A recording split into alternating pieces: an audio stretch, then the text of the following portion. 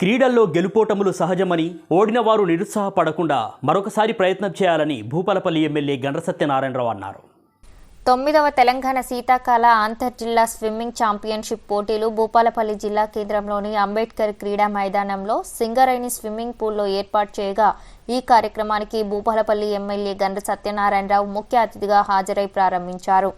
ఈ సందర్భంగా స్విమ్మింగ్ పోటీలలో పాల్గొని గెలుపొందిన క్రీడాకారులకు మెడల్స్తో పాటు మెమోంటోలు అందజేశారు. వీరి వెంట Singareni S42 GM Kavindra, personal అధికారి మారుతి, అలాగే క్రీడలు నిర్వహించే నిర్వాహకులు పాల్గొన్నారు. ఈ సందర్భంగా ఎమ్మెల్యేతో పాటు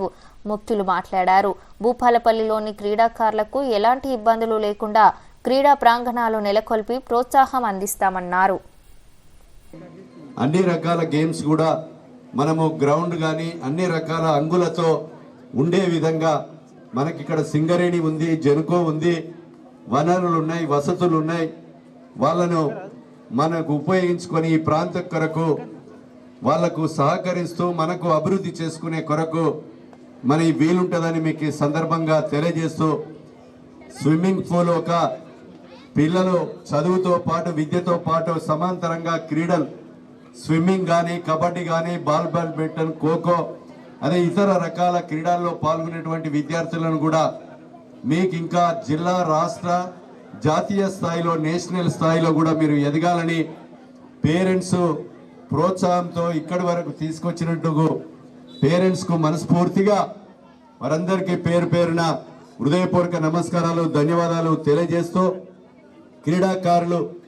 ఓటమి చెందిన వారు నిరుత్సాహపడకుండా, గెలుపొందిన వారు మరి అతి ఉత్సాహపడకుండా ఇంకా ఏదైతే జాతీయ స్థాయిలో వాళ్ళు ఎదగాలని క్రీడాకారులుగా కోరుకుంటూ, ఓటమి చెందిన వారు, నేను ఎన్నికల్లో 3 సార్లు నిలబడ్డా, 2 సార్లు ఓడిపోయినా, 1 సారి గెలిచిన క్రీడాకారులు ఓటమి చెందిన వాళ్ళు నిరుత్సాహపడకుండా మరి ఎంతైతే ఓటమి చెందామో అంత శ్రద్ధతో మన తల్లిదండ్రులు క్రీడలతో పాటు సమాంతరంగా చదువుకొని మీరు ఒక లక్ష్యాన్ని ఎంచుకొని ఒక IAS, ఒక IPS, మంచి ఒక సైంటిస్టో లేకపోతే ఒక